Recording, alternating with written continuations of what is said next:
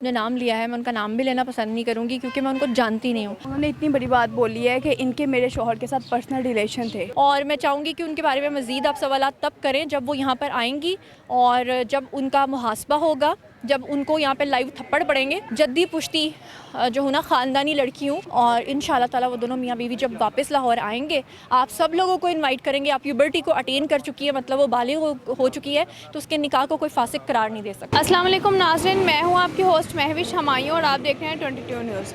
नाज़रीन, जैसा कि आप सब जानते हैं कि इस टाइम दुआ ज़हरा केस किस हद तक फैल चुका है और ये केस एक अलग ही रुख मोड़ रहा है। मेरे साथ इस टाइम FIA के दफ्तर के बाहर ज़ुनैरा माहम मौजूद हैं। ये उन यूट्यूबर्स के ख़िलाफ़ एक्शन लेने आई हैं जो उनके निजी मामलात में दखल अंदाज़ी कर रहे हैं। आइए ज़ुनैरा माहम से इन्हीं की ज़ुबानी जानते हैं। जी अस्सलाम वालेकुम।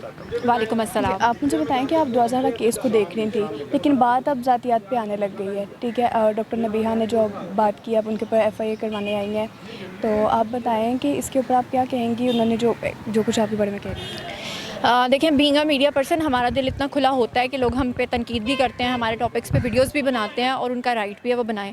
लेकिन जो लोग ज़ातियात पे उतर रहे हैं और टोटल गलत किस्म के इल्ज़ामात लगा रहे हैं, मिसाल के तौर पे जिस खातून का आपने नाम लिया है, मैं उनका नाम भी लेना पसंद नहीं करूँगी क्योंकि मैं उनको जानती नहीं हूँ। जिस तरह आपने उनको स्क्रीन पे देखा, ऐसे मैंने भी उनको स्क्रीन पे देखा और मैं बड़ी हैरान हुई। वो तो कह रही थी कि मेरे पास इनके सारे सबूत हैं, सब कुछ है, मौजूद है मेरे पास। जी, तो अब हम लोग FIA में आए हैं ना, एप्लीकेशन दी है, तो उनके पास जो जो सबूत हैं वो सबूत लेकर यहाँ पर आएँ और उसको साबित करें। उन्होंने इतनी बड़ी बात बोली है कि इनके मेरे शौहर के साथ पर्सनल रिलेशन थे। मेरे, अगर खुदा न खास्ता अल्लाह ताला माफ़ करे, इस तरह के एलिजिड रिलेशनशिप्स रखने वालों पे मैं लानत भेजती हूँ। मैं तो इस तरह के चीज़ों को कभी टॉलरेट ही नहीं कर सकती। लेकिन अगर इतनी गंदी बात की है और जिस शख्स के साथ अगर मेरे ताल्लुकात थे उसके साथ मेरा कोई मैसेज, क्योंकि वो खातून शायद वीडियो में ये भी कह रही थी कि बहुत ज़्यादा कॉल्स करती थी, कॉल्स का डाटा, कोई मैसेज, कोई तस्वीर, कुछ तो होगा ना, वो सारा डाटा लेके यहाँ पर FIA में आए। उन्होंने ये बोला है कि ये हमारे पास काम के लिए आई थी, काम मांगने आई थी, ठीक है, लेकिन अब इनकी ये हरकतें हैं कि ये पैसे की खातिर बिक सकती हैं। आप तकरीबन 8 साल पुराना मेरा एक क्लिप सर्च करेंगी, आफ्ताब इकबाल साहब के साथ मैंने काम किया। मैंने जियो न्यूज़ के साथ लगातार 5 साल काम किया। मैंने मेन स्ट्रीम मीडिया के तमाम चैनल्स के साथ काम किया। उसके अलावा एंटरटेनमेंट इंडस्ट्री में मैंने 18 ड्रामास किए। मैं अब तक कई कमर्शियल्स कर चुकी हूँ, नेशनली इंटरनेशनली। तो मैं एक ऐसी खातून के पास काम लेने क्यों जाऊँगी? मैं किसी चैनल के ऑनर के पास क्यों नहीं जाऊँगी, या मैं किसी प्रोडक्शन हाउस क्यों नहीं जाऊँगी? ये मेरे लिए भी उतनी ही हैरानी का बायस था जितना आपके लिए है। और मैं चाहूँगी कि उनके बारे में मज़ीद आप सवालात तब करें जब वो यहाँ पर आएंगी और जब उनका मुहासबा होगा, जब उनको यहाँ पे लाइव थप्पड़ पड़ेंगे और उनको पता चलेगा कि किसी के बारे में कैरेक्टर असैसिनेशन बिना सबूत के करना क्या होता है। क्योंकि मैं उस खातून को जानती नहीं हूँ। जिस तरह आप कह रही हैं ना, मैंने फ़र्स्ट टाइम उसको स्क्रीन पे देखा, एक वीडियो बना, फर्स्ट टाइम देखा है, लेकिन वो तो इतने धड़ल्ले से कह रही हैं कि ये ऐसे हैं, ये सारा कुछ इनका करैक्टर ऐसे है, पैसे की खातिर बिक जाती हैं ये। जब पाकिस्तान में गाड़ियाँ नहीं होती थी ना, बाहर दुनिया में होती थी, उस वक्त भी मेरी फैमिली के पास गाड़ियाँ थीं।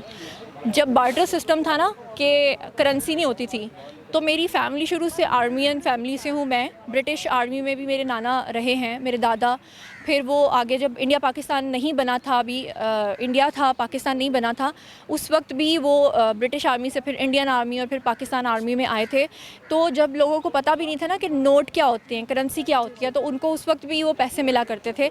जद्दी पुश्ती जो हूँ ना, ख़ानदानी लड़की हूँ, राजपूत सुलहरी हूँ और ज़मीनों जायदादों वाली हूँ। मतलब मुझे कुछ बनाने की ज़रूरत नहीं है, मेरी साथ पुश्ते बैठ के खा सकती हैं। मैं एक ऐसी फैमिली से हूँ।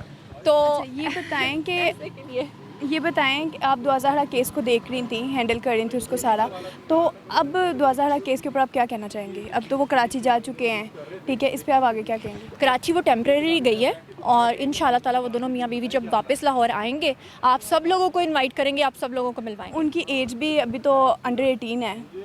जी, सिंध के अंदर जो कानून है वो अंडर 18 है। जो पंजाब के अंदर कानून है वो 2 हैं, एक 16 इयर्स और दूसरा अगर कोई लड़की एज ऑफ प्यूबर्टी को अटेन कर चुकी है, मतलब वो बालिग हो चुकी है, तो उसके निकाह को कोई फासिक करार नहीं दे सकता। तो वो तो 15 साल चंद में आई हुई है उसके। नहीं, उसके 2 मेडिकल अभी तक आए हैं। पहला मेडिकल उसका 16 से 17 के दरमियान आया है और दूसरा मेडिकल जो है वो 15 से 16 के दरमियान आया है। दोनों सूरतों में वो बालिग है। लेकिन वो तो कह रहे हैं कि उसको हरेसमेंट किया जा रहा है। जी, उसको हैरेस किया जा रहा है, उसको टॉर्चर भी किया जा रहा है। मेरे लाइव शो में भी उसने कहा था। उसके अलावा नम्रा काज़मी, जिसका केस फिक्स हो चुका है, वो भी सैयद लड़की थी, लेकिन उसका जो उसका निकाह है उसको मान लिया गया है। उसको ज़हरा बस आपसे ही क्यों मिल रही है? दुआ ज़हरा सबसे पहले मुझे मिली थी, उसके बाद मेन स्ट्रीम मीडिया चैनल्स पे भी इंटरव्यूज़ उसके आए थे। समा पे उसने इंटरव्यू दिया, 24 न्यूज़ पे दिया, 21 न्यूज़ पे दिया, रूही पे दिया।